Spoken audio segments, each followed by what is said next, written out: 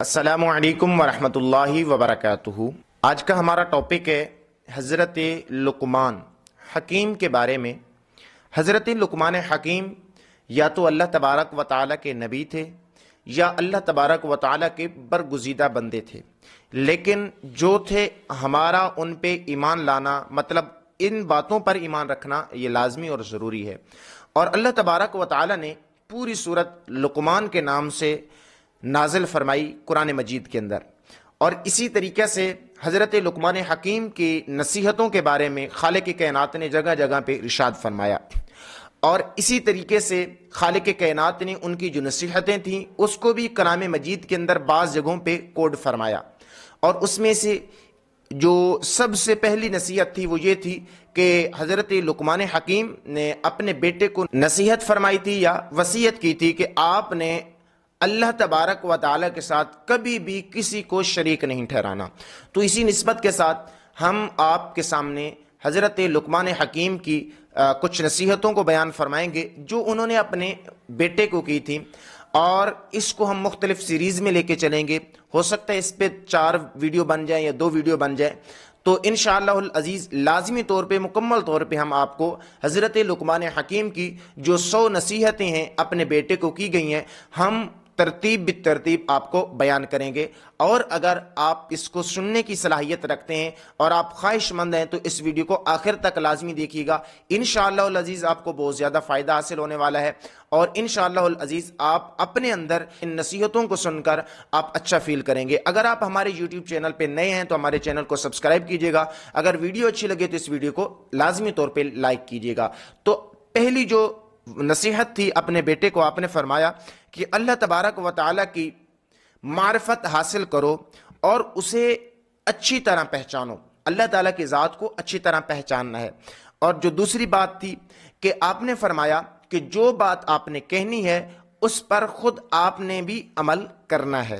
اور جو تیسری نصیحت تھی وہ آپ نے یہ فرمائی کہ آپ نے موقع پر بولنا ہے اور مناسب گفتگو کرنی ہے اور مناسب لب کشائی کرنی ہے۔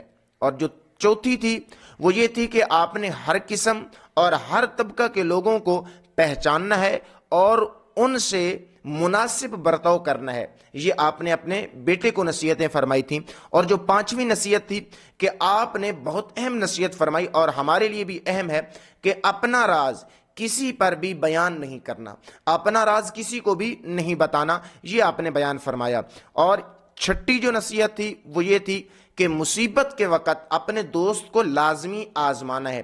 جب آپ پر کوئی مصیبت، پریشانی، تکلیف ہو تو آپ نے اپنے دوست کو لازمی طور پہ آزمانا ہے تاکہ پتہ چلے کہ دوست ہے کہ نہیں ہے۔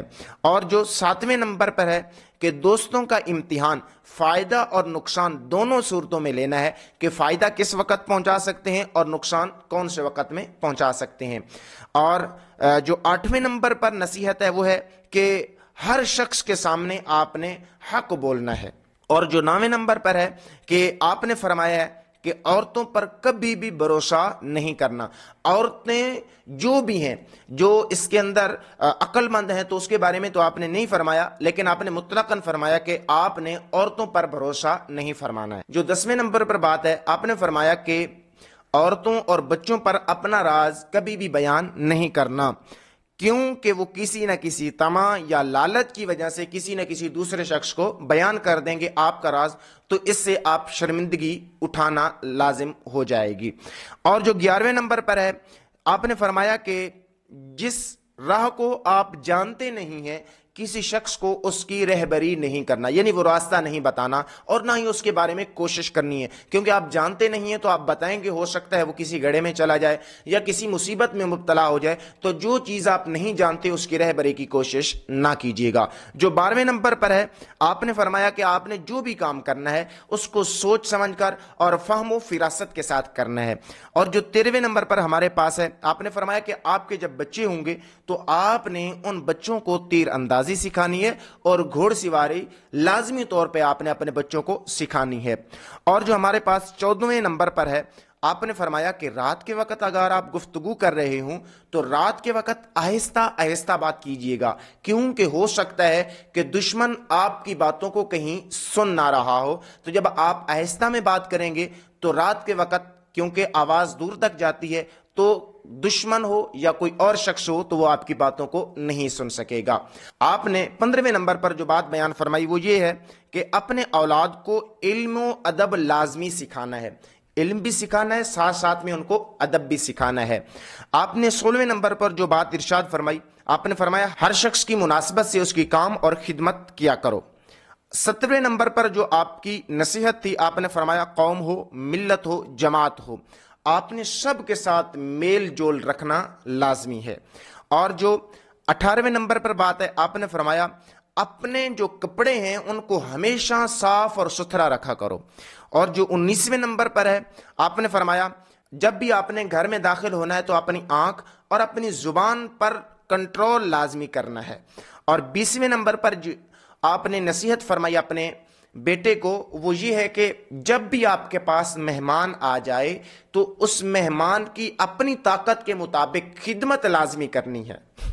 और जो 21वें नंबर पर है, आपने फरमाया अपने अंदर सखावत की आदत डालें। और जो 22वें नंबर पर है, आपने फरमाया हर काम के अंदर मियाना रवि रखनी चाहिए, ना ऊपर जाना चाहिए और ना ही बिल्कुल लो कंडीशन में जाना चाहिए, बल्कि दरमियाने मामलात के अंदर आपको पहल करनी चाहिए, यानी मियाना रवि रखनी चाहिए। इसी तरीके से जो 23वें नंबर पर है, आपने फरमाया कि जब भी आप कोई चीज ले रहे हूं, कोई चीज खर्च कर रहे हूं, कोई चीज दे रहे हूं, तो अपनी आमदन का लिहाज लाजमी रखना है कि मेरी कितनी आमद है और मैं कितना खर्च कर रहा हूं। और जो 24वें नंबर पर है, आपने फरमाया ये बहुत बेहतरीन एक अमल है, आपने फरमाया आपका जो भी उस्ताद हो उसको आपने बेहतरीन बाप समझना है, आपने उसकी बाप होने के नाते उसकी बेहतरीन तरीके से इज्जत करनी है। इस पार्ट की जो आखिरी नसीहत मैं आपको बताने जा रहा हूं वो ये है कि आपने कम बोलने, कम खाने और कम सोने की आदत डालनी है, यानी कि आप ये जो चीज़ें हैं कम सोया करें, कम खाया करें और कम गुफ्तगू किया करें, तो ये बहुत अच्छा अमल है। तो इस पार्ट के अंदर मैंने आपको 25 नसीहतें बयान की हैं और उम्मीद है आपको ये वीडियो अच्छी लगी होगी। अगर वीडियो अच्छी लगी तो इस वीडियो को लाइक और हमारे चैनल को लाजमी तौर पे सब्सक्राइब कीजिएगा। अस्सलामु अलैकुम वरहमतुल्लाहि वबरकातुहू।